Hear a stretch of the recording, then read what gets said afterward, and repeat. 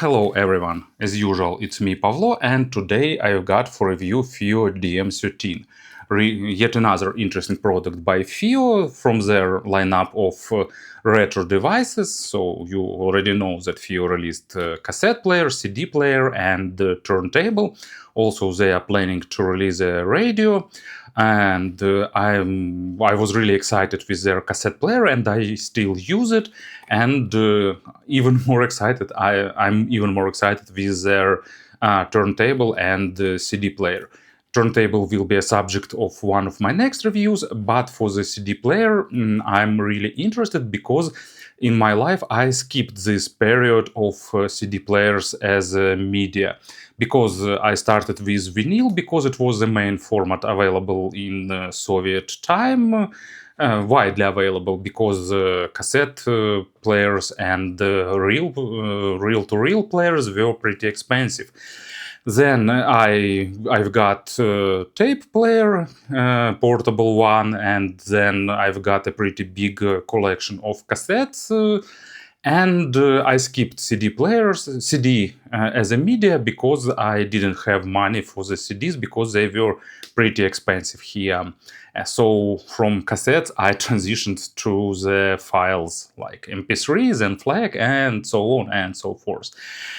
So for me, it's basically one of the first CD players I own, and of course I used some players in the past, CD players I mean, but this one is like first one I've got for quite a long time, so for me it's a bit of rediscovery of this format. I'm pretty sure that a lot of people have their collection of CDs, and nowadays I think that owning at least part of your favorite music on a physical media is a pretty good idea. I've got some CDs, and actually I like that you getting booklet, you getting cover.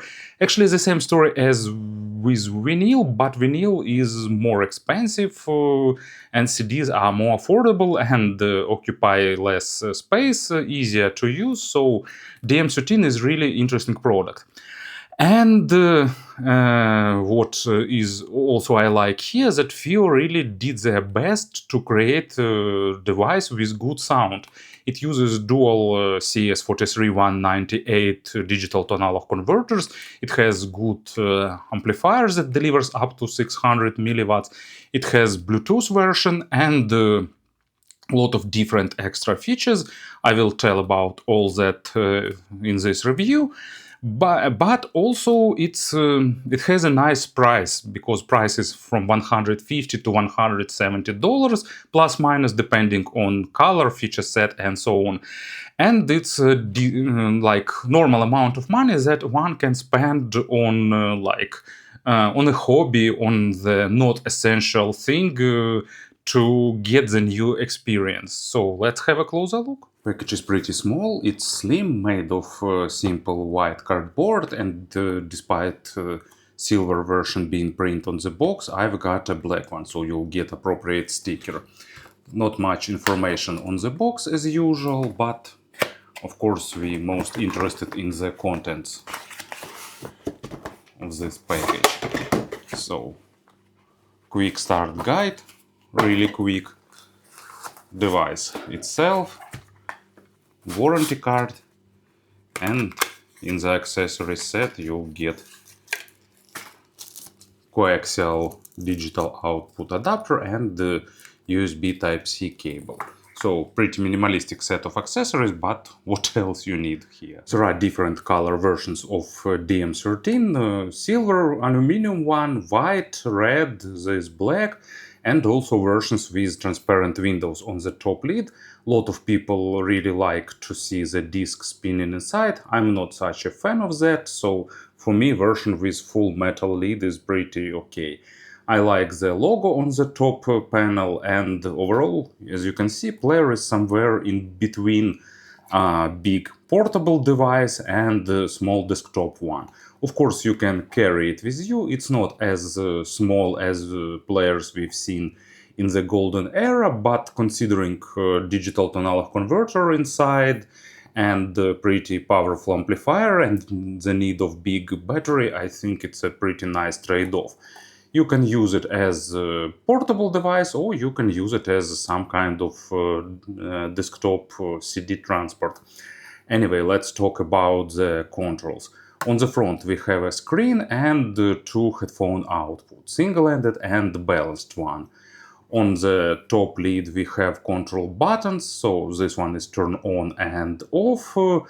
Also short presses switches between different outputs, tracks navigation and volume control, and this button is for the menu functions.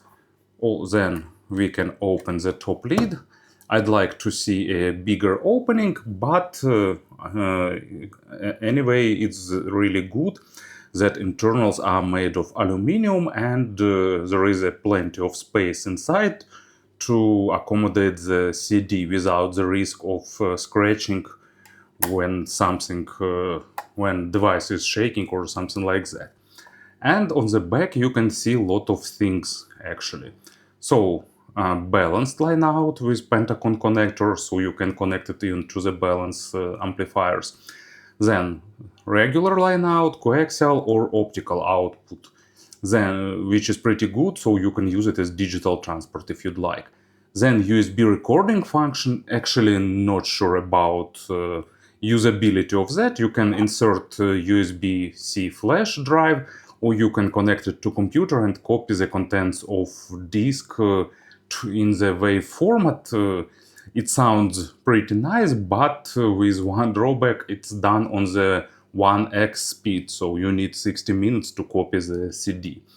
Then ESP, it's shake protection, so it engages some internal buffer. When you're shaking player, it will cache a bit of information in that buffer, and it won't drop out parts of signal.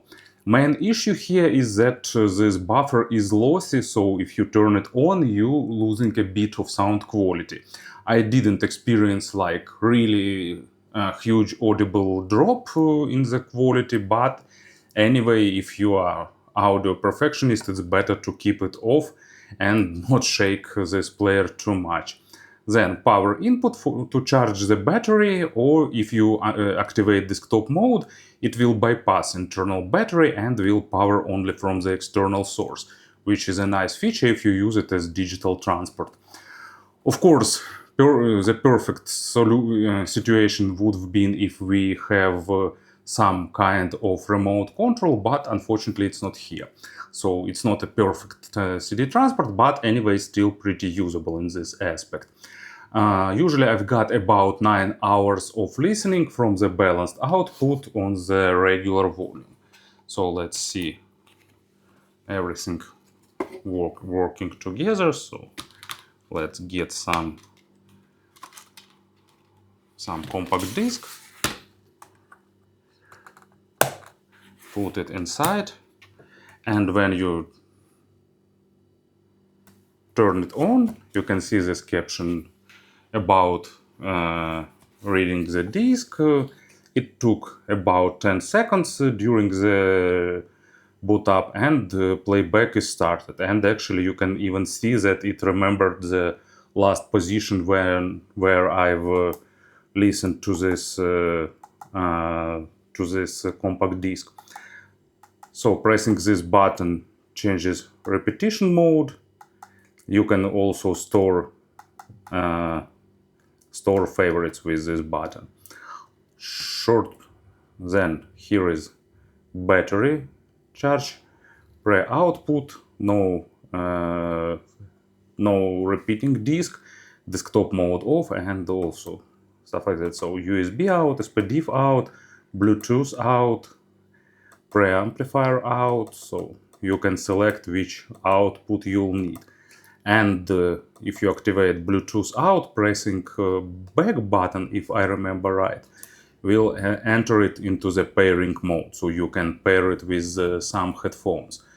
What else we've got? Actually, if you pause the playback, disc will be anyway spinning around, so if you need full stop, just press both buttons on the both ends, so it will do the trick. So a lot of different features this player offers. So you definitely need to read the manual or to view some reviews to learn about them all, because you can find out how to update firmware and stuff like that. And actually, speaking about the firmware updates, I've read some complaints about gapless playback not working properly and some other issues. And not so long ago, FiiO released firmware update, and I installed it. Pretty easy process. Not super easy, but still pretty okay.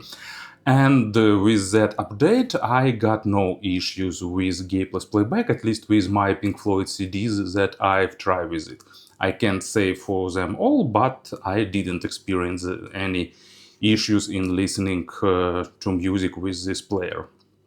So overall, I think in terms of design and features, it's a pretty well done device. There are a lot of things that would have been nice to have, like remote control, but anyway, it still offers more features than we can think about. I can't say that I tested 100% of scenarios, but I did some experiments to find out the limits or possibilities of this player to check some claims. So what I tried playing some recorded CDs, CD RW, and it works okay. Also, I tried old CDs with MP3 collections. It also works pretty decent. I tried disc with FLAC files recorded on it, so also no problems. But in my opinion, it's a bit weird scenario, and main scenario, of course, is audio CDs for those who have a collection of them. I try using it with Bluetooth. Of course, you're losing a bit of definition and extension on both ends, but if your headphone supports aptX HD, it's not a big issue. Also, I tried ESP on and off. I hear a bit of sound degradation, but honestly not too much and not on the go. And even without ESP, actually, I try it on a treadmill when I'm walking and running. So while I was working with this player in my pocket, zero issues. So when I start running, I've got few sound interruptions, but not too much. So in many situations, it will work pretty okay even without ESP. It's pretty universal in terms of load. So with planar magnetic headphones, efficient ones, it works okay. And it works pretty nice with sensitive in-ear monitors with a decent low level of background noise. So pretty good amplification. And thanks to a good digital to analog converter, FiiO managed to deliver a pretty decent sound. It's resolving but not focused on the micro contrast, and it's also pretty natural, and you getting that typical FiiO signature without much coloration, with slight impact on the dynamics on the mid frequencies, which makes emotions a bit highlighted. And it's pretty universal tuning that fits all styles of music and all types of headphones. Of course, you will get what your headphones are capable of. I won't go with some examples for now, but actually, first track from the Black Star is a good demonstration of almost all aspects. And you get nice groovy bass in the intro that delivers really well with nice amount of textures. You'll get also clean vocals with good emotions. You'll get nice non-forward, not forward, not sharp treble with good amounts of overtones. You know, roughly speaking, I'd say that this CD player is somewhere on the level of FiiO M11S. M11S is a bit better overall, especially if you use some high-resolution music, of course, but in general, roughly speaking, it's pretty close.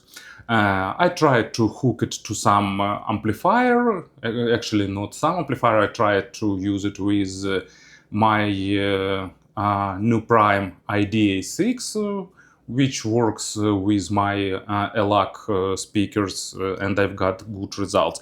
I tried to connect both via analog line out, and I tried to connect it via the coaxial SPDIF.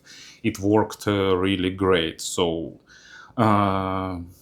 what I can say here, it's a great device if you're looking for a CD player. It has nice affordable price, it's packed with good features, it does almost everything pretty well. I've seen some complaints about gapless playback, but as I've said, after the upgrade I didn't have any issues here.